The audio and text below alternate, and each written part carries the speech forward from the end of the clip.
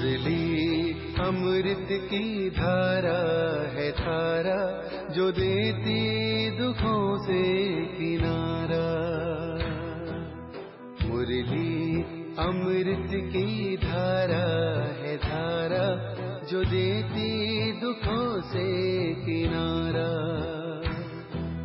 भूले जीवन में हो जाए शिव बाबा मुरली में समझाए। भूले जीवन में हो जाए शिव बाबा। ओम शांति। आज की तारीख है 20 नवंबर 2023 के बाबा के साकार महावाक्य। मीठे बच्चे, एवर वेल्दी बनने के लिए तुम अभी डायरेक्ट अपना तन मन धन इंश्योर करो। इस समय ही यह बेहद का इंश्योरेंस होता है। बाबा ने प्रश्न पूछा, आपस में एक दूसरे को कौन सी स्मृति दिलाते उनती को पाना है। बाबा ने उत्तर दिया, एक दूसरे को स्मृति दिलाओ कि अब नाटक पूरा हुआ, वापिस घर चलना है। अनेक बार ये पाठ बजाया, 84 जन्म पूरे किए, अब शरीर रूपी वस्त्र उतार घर चलेंगे। यही है तुम रूहानी सोशल वर्कर की सेवा। तुम रूहानी सोशल वर्कर सबको यही संदेश देते रहो कि देह सहित देह के सब संबंधों को भूल बाप और घर को याद करो। गीत। छोड़ भी दे आकाश सिंहासन। छोड़ भी दे आकाश सिंहासन, छोड़ भी दे आकाश सिंहासन, इस धरती पर। ओम शांति। जहाँ गीता की पाठशालाएं होती हैं वहाँ अक्सर करके यह गीत गाते हैं। गीता सुनाने वाले पहले ये श्लोक गाते हैं। यह जानते तो नहीं हैं कि किसको बुलाते हैं। इस समय धर्म ग्लानि है, पहले है प्रार्थना, फिर वह रेस्पॉन्स करते हैं, आओ फिर से आकर गीता ज्ञान सुनाओ, क्योंकि पाप बहुत बढ़ गए हैं। वह फिर रिस्पॉन्स करते हैं कि हाँ, जबकि भारत के लोग पाप आत्मा दुखी बन जाते हैं, धर्म ग्लानि हो पड़ती है, तब मैं आता हूँ। ये कौन कहते हैं? बाबा कहते हैं, सब रूप बदलना पड़ता है, जरूर मनुष्य तन में ही आएंगे। रूप तो सब आत्माएं बदलती हैं, तुम आत्माएं असल निराकारी हो, फिर यहाँ आकर साकारी बनती हो, मनुष्य कहलाती हो। अभी मनुष्य पाप आत्मा पतित है, तो मुझे भी अपना रूप रचना पड़े। जैसे तुम निराकार से साकारी बने हो, मुझे भी बनना पड़े। इस पतित दुनिया में तो श्री कृष्ण आ ना सके, वह तो है स्वर्ग का मालिक। समझते हैं श्री कृष्ण ने गीता सुनाई, परंतु श्री कृष्ण तो पतित दुनिया में हो ना सके। उनका नाम, रूप, देश, काल, एक्ट सब बिल्कुल अलग है। यह बाप बतलाते हैं, श्री कृष्ण को तो अपने माता पिता हैं, उसने माँ के गर्भ से अपना रूप रचा। बाबा कह रहे हैं, श्री कृष्ण को तो अपने माता पिता हैं, उसने माँ के गर्भ से अपना रूप रचा। मैं तो गर्भ में नहीं जाता, मुझे रथ तो जरूर चाहिए। मैं इनके बहुत जन्मों के अंत के जन्म में प्रवेश करता हूँ। पहला नंबर तो है श्री कृष्ण, इनके बहुत जन्मों के अंत का जन्म हुआ, 84वां जन्म, तो मैं इसमें ही आता हूँ। यह अपने जन्मों को नहीं जानते हैं। श्री कृष्ण तो ऐसे नहीं कहते हैं कि मैं अपने जन्मों को नहीं जानता हूँ। भगवान कहते हैं, जिसमें मैंने प्रवेश किया है वह अपने जन्मों को नहीं जानता, मैं जानता हूँ। श्री कृष्ण तो राजधानी का मालिक है, सतयुग में है सूर्यवंशी राज्य, विष्णुपुरी, विष्णु कहा जाता है लक्ष्मी नारायण को। कहाँ भी भाषण होता है तो यह रिकॉर्ड काफी है, क्योंकि यह तो भारतवासी खुद गाते हैं। जब धर्म प्रायलोप हो जाए तब तो फिर से गीता सुनाऊं, वही धर्म फिर से स्थापन करना है। उस धर्म के कोई मनुष्य ही नहीं है तो फिर गीता का ज्ञान कहाँ से निकला? बाप समझाते हैं सतयुग त्रेता में कोई शास्त्र आदि होते नहीं, ये सब हैं भक्ति मार्ग की सामग्री। इन द्वारा मेरे साथ कोई मिल नहीं सकते, मुझे तो आना पड़ता है, आकर सबको सदगति देता हूँ। बाया गति, सबको वापिस जाना पड़ता है, गति में जाकर फिर स्वर्ग में आना है, मुक्ति में जाकर फिर जीवन मुक्ति में आना है। बाप कहते हैं 1 सेकंड में जीवन मुक्ति मिल सकती है। गाया हुआ है गृहस्थ व्यवहार में रहते 1 सेकंड में जीवन मुक्ति अर्थात दुख रहित सन्यासी तो जीवन मुक्त बना न सके, वह तो जीवन मुक्ति को मानते ही नहीं। इन सन्यासियों का धर्म सतयुग में तो होता ही नहीं है, सन्यास धर्म तो बाद में होता है। इस्लामी बौद्धि आदि यह सब सतयुग में नहीं आएंगे। अभी और सब धर्म हैं, बाकी देवता धर्म है नहीं, वह सब और धर्मों में चले गए हैं, अपने धर्म का पता नहीं है। कोई भी अपने को देवता धर्म का मानते ही नहीं। जय हिंद कहते हैं, भारत की जय। भारत की हार कब होती है यह थोड़ी कोई जानते हैं। भारत की जय तब होती है जब राज्य भाग्य मिलता है, जब पुरानी दुनिया का विनाश होता है, क्षय करता है रावण, जय करते हैं राम। जय भारत कहेंगे, जय हिंद नहीं अक्षर बदल दिया है। गीता के अक्षर अच्छे अच्छे हैं, ऊंच ते ऊंच है भगवान। कहते हैं मेरा कोई माता पिता नहीं है, मुझे अपना रूप आपे ही बनाना पड़ता है। परमात्मा कह रहे हैं मेरा कोई रूप नहीं है, मुझे अपना रूप आपे ही बनाना पड़ता है। मैं इनमें प्रवेश करता हूँ, यानी कि ब्रह्मा में। श्री कृष्ण को माता ने जन्म दिया, मैं तो क्रिएटर हूँ। ड्रामा अनुसार यह भक्ति मार्ग के लिए सब शास्त्र आदि बने हुए हैं। यह गीता भागवत आदि सब देवता धर्म पर ही बनाए हुए हैं, जबकि बाप ने देवी देवता धर्म की स्थापना की है। वह पास्ट हो गया, फिर फ्यूचर होगा। आदि मध्य अंत को पास्ट प्रेजेंट और फ्यूचर कहते हैं। इसमें आदि मध्य अंत का अर्थ अलग है। जो पास्ट हो गया वही फिर प्रेजेंट होता है।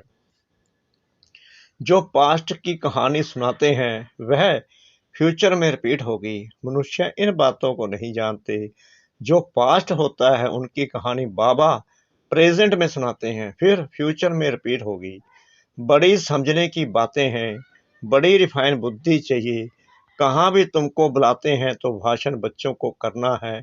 सन शोज फादर, बच्चे बताएंगे हमारा फादर कौन है। फादर तो जरूर चाहिए, नहीं तो वर्षा कैसे लेंगे। तुम तो बहुत ऊंचे से ऊंचे हो, परंतु इन बड़े आदमियों को भी मान देना पड़ता है। तुम्हें सबको बाप का परिचय देना है। सब गॉड फादर को पुकारते हैं, प्रार्थना करते हैं, हे गॉड फादर आओ, लेकिन वह है कौन? तुम्हें शिव बाबा की भी महिमा करनी है, श्री कृष्ण की भी महिमा करनी है और भारत की भी महिमा करनी है। भारत शिवालय हेवन था। 5000 वर्ष पहले देवी देवताओं का राज्य था। वह किसने स्थापन किया? जरूर ऊंच ते ऊंच भगवान ने। ऊंच ते ऊंच निराकार परमपिता परमात्मा शिवाय नमः हुआ। शिव जयंती भारतवासी मनाते हैं, परंतु शिव कब पधारे थे यह किसको पता नहीं है। जरूर हेवन से पहले संगम पर आया होगा। कहते हैं कलप कलप के संगम युगे युगे आता हूँ, हर एक युग में नहीं। अगर हर एक युग कहो तो भी 4 अवतार होने चाहिए। उन्होंने तो कितने अवतार दिखाए हैं। ऊंचे से ऊंचा एक बाप है जो ही हेवन रचते हैं, यानी कि हम आत्माओं के पिता परम पिता परमात्मा। भारत ही हेवन था, वॉइसलेस था, फिर तुम यह प्रश्न उठा नहीं सकते हो कि बच्चे कैसे पैदा होते हैं। वह तो जो रस्म रिवाज होगी वह चलेगी, तुम क्यों फिक्र करते हो। पहले तुम बाप को तो जानो, वहां आत्मा का ज्ञान रहता है। हम आत्मा एक शरीर छोड़ दूसरा लेती हैं। रोने की बात नहीं, कभी अकाले मृत्यु नहीं होती है। खुशी से शरीर छोड़ देते हैं तो बाप ने समझाया है। मैं कैसे रूप बदल कर आता हूँ, श्री कृष्ण के लिए नहीं कहेंगे। वह तो गर्भ से जन्म लेते हैं। ब्रह्मा विष्णु शंकर हैं सूक्ष्म बतनवासी। प्रजापिता तो जरूर यहाँ चाहिए, हम उनकी संतान हैं। वह निराकार बाप अविनाशी है। हम आत्माएं भी अविनाशी हैं, परंतु हमको पुनर्जन्म में जरूर आना है। यह ड्रामा बना हुआ है। कहते हैं फिर से आकर गीता का ज्ञान सुनाओ, तो जरूर सब चक्कर में आएंगे। जो होकर गए हैं बाप भी होकर गए हैं, फिर आए हुए हैं। कहते हैं फिर से आकर गीता सुनाता हूँ। बुलाते हैं पतित पावन आओ, तो जरूर पति दुनिया है। सब पतित हैं, तब तो पाप धोने के लिए गंगा स्नान करने जाते हैं। स्वर्ग में यह भारत ही था, भारत ही ऊंच अविनाशी खंड, सबका तीर्थ स्थान। सब मनुष्य मात्र पतित हैं, सबको जीवन मुक्ति देने वाला वह बाप है। जरूर जो इतनी बड़ी सर्विस करते हैं उनकी महिमा गानी चाहिए। अविनाशी बाप का बर्थ प्लेस है भारत, वही सबको पावन बनाने वाला है। बाप अपने बर्थ प्लेस को छोड़ और कहाँ जा न सके, तो बाप बैठ समझाते हैं मैं कैसे रूप रचता हूँ। सारा मदार धारणा पर है, धारणा पर ही तुम बच्चों का मर्तबा है। सबकी मुरली एक जैसी हो नहीं सकती, भल काठ की मुरली सब बजाए तो भी एक जैसी नहीं बजा सकते। हर एक की एक्ट का पाठ अलग है। इतनी छोटी सी आत्मा में कितना भारी पाठ है। परमात्मा भी कहते हैं हम पाठधारी हैं। जब धर्म ग्लानि होती है तब मैं आता हूँ, भक्ति मार्ग में भी मैं देता हूँ। ईश्वर अर्थदान पुण्य करते हैं तो ईश्वर ही उनका फल देते हैं।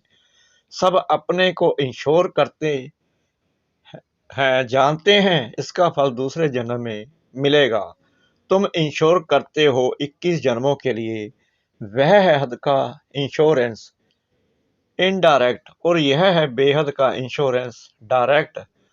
तुम तन मन धन से अपने को इंश्योर करते हो, फिर अच्छा धन पाएंगे, एवर हेल्दी वेल्दी बनेंगे। तुम डायरेक्ट इंश्योर कर रहे हो। मनुष्य ईश्वर अर्थदान करते हैं, समझते हैं ईश्वर देगा। वह कैसे दिलाते हैं यह थोड़ी समझते हैं। मनुष्य समझते हैं जो कुछ मिलता है ईश्वर देता है। ईश्वर ने बच्चा दिया, अच्छा देते हैं तो फिर लेंगे भी जरूर। तुम सबको मरना जरूर है, साथ कुछ भी तो नहीं जाएगा। यह शरीर भी खत्म होना है, इसलिए अब जो इंश्योर करना है वह करो, फिर 21 जन्म इंश्योर हो जाएंगे। ऐसे नहीं कि इंश्योर कर और सर्विस कुछ भी ना करो, यहाँ ही खाते रहो। सर्विस तो करनी है ना, तुम्हारा खर्चा भी तो चलता है ना। इंश्योर कर और खाते ही रहते तो मिलेगा कुछ नहीं। मिले तब जब सर्विस करो तो ऊंच पद भी पाएंगे। जितना जो जास्ती सर्विस करते हैं उतना जास्ती मिलता है। थोड़ी सर्विस तो थोड़ा मिलेगा। गवर्नमेंट के सोशल वर्कर भी नंबर वार होते हैं, उनके बड़े बड़े हेड्स होते हैं। अनेक प्रकार के सोशल वर्कर हैं। वह है जिस्मानी, तुम्हारी है रूहानी सर्विस। हर एक को तुम यात्री बनाते हो। यह है बाप के पास जाने की रूहानी यात्रा। बाप कहते हैं दे सहित दे के सब संबंधों को और गुरु गुसाई आदि को भी छोड़ो। माँ में कम याद करो, यानी कि मुझे एक को याद करो। परम पिता परमात्मा निराकार है, साकार रूप धारण कर समझाते हैं। कहते हैं मैं लोन लेता हूँ, प्रकृति का आधार लेता हूँ। तुम भी नंगे आए थे, अब फिर सबको वापिस जाना है। सब धर्म वालों को कहते हैं मौत सामने खड़ा है, यादव कौरव खलास हो जाएंगे, बाकी पांडव फिर आकर राज्य करेंगे। यह गीता एपिसोड रिपीट हो रहा है। पुरानी दुनिया का विनाश होना है। 84 जन्म लेते लेते अब यह ओल्ड हो गया है। 84 जन्म पूरे हुए, नाटक पूरा हुआ, अब वापस जाना है। शरीर छोड़ घर जाते हैं, एक दो को यही स्मृति दिलाते हैं, अभी वापस जाना है। अनेक बार ये पाठ बजाया है। 84 जन्मों का यह नाटक अनादि बना हुआ है। जो जिस धर्म वाले हैं उनको अपने सेक्शन में जाना है। जो देवी देवता धर्म प्राय लोप हो गया है उनके लिए सैपलिंग लग रही है। जो फूल होंगे वह आ जाएंगे। अच्छे अच्छे फूल आते हैं, फिर माया का तूफान लगने से गिर पड़ते हैं, फिर ज्ञान की सजीवनी बूटी मिलने से उठ पड़ते हैं। बाप भी कहते हैं तुम शास्त्र पढ़ते आए हो, बरोबर इनके गुरु आदि भी थे। बाप कहते हैं गुरुओं सहित सबकी सदगति करने वाला एक ही है। एक सेकंड में मुक्ति, जीवन मुक्ति। राजा रानी तो प्रवृत्ति मार्ग हो गया, 22 प्रवृत्ति मार्ग था, अब संपूर्ण विशेष है। वहां रावण का राज्य होता नहीं।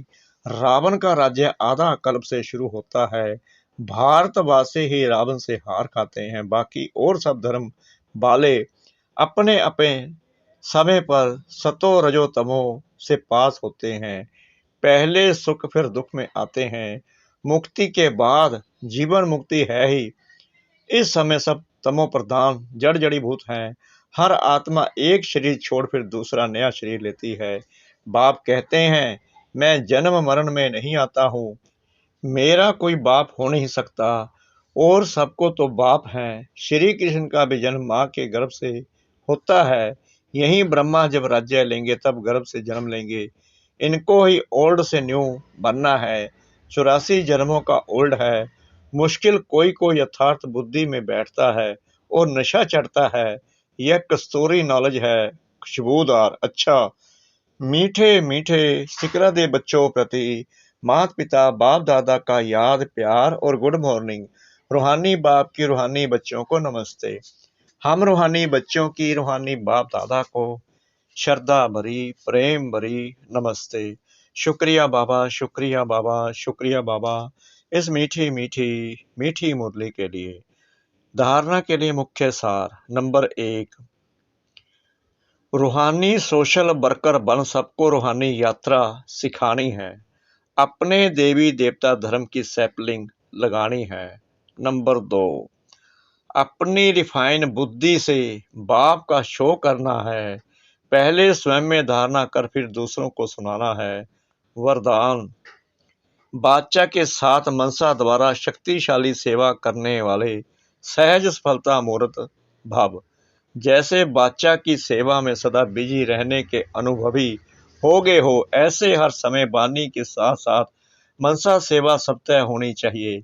मनसा सेवा अर्थात हर समय हर आत्मा के प्रति सत्य शुभ भावना और शुभ कामना के शुद्ध वाइब्रेशन अपने को और दूसरों को अनुभव हो।